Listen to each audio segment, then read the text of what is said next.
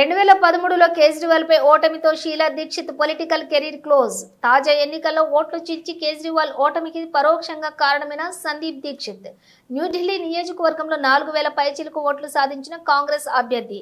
దాదాపుగా అంతే మొత్తం ఓట్లతో కేజ్రీవాల్ చేజారిన గెలుపు. ఢిల్లీ అసెంబ్లీ ఎన్నికల ఫలితాలలో ఆమ్ ఆద్మీ పార్టీ దారుణ ఓటమి చవిచూసిన విషయం తెలిసిందే. పార్టీ అధినేత అరవింద్ కేజ్రీవాల్ కూడా ఓటమి పాలవటం గమనార్హం. న్యూఢిల్లీ నియోజకవర్గం నుంచి కేజ్రీవాల్ పోటీ పడగా ఆయనకు ప్రత్యర్థులుగా కాంగ్రెస్ నుంచి సందీప్ దీక్షిత్, బీజేపీ నుంచి పర్వేజ్ వర్మ బరిలో నిలిచారు. ఈ ఎన్నికల్లో పర్వేజ్ వర్మకు 30,088 ఓట్లు సాధించి ఘన విజయం సాధించారు. కేజ్రీవాల్ 4,089 ఓట్ల మెజారిటీతో గెలుపొందారు. కేజ్రీవాల్ కు మొత్తం 25,999 ఓట్లు పోలయ్యాయి.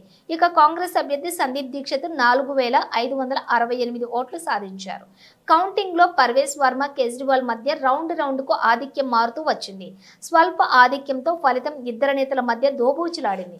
చివరి రౌండ్ లెక్కింపు పూర్తయ్యాక పర్వేజ్ కు వచ్చినటువంటి మెజారిటీ సందీప్ దీక్షిత్ కు పోలైన ఓట్లు దాదాపుగా సమానం.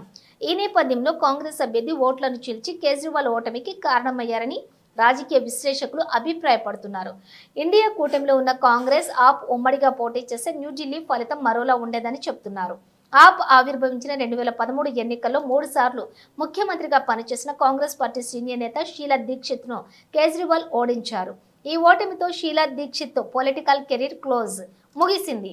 ప్రస్తుత ఎన్నికల్లో కాంగ్రెస్ పార్టీ కేజ్రీవాల్ పై షీలా దీక్షిత్ కుమారుడు సందీప్ దీక్షిత్ ను బరిలోకి దింపింది. ఫలితాల్లో ఓట్లను చేర్చడం ద్వారా కేజ్రీవాల్ ఓటమికి కారణమై తల్లి ఓటమికి సందీప్ దీక్షిత్ ప్రతీకారం తీర్చుకున్నట్లయింది అని రాజకీయ విశ్లేషకులు అభిప్రాయపడుతున్నారు.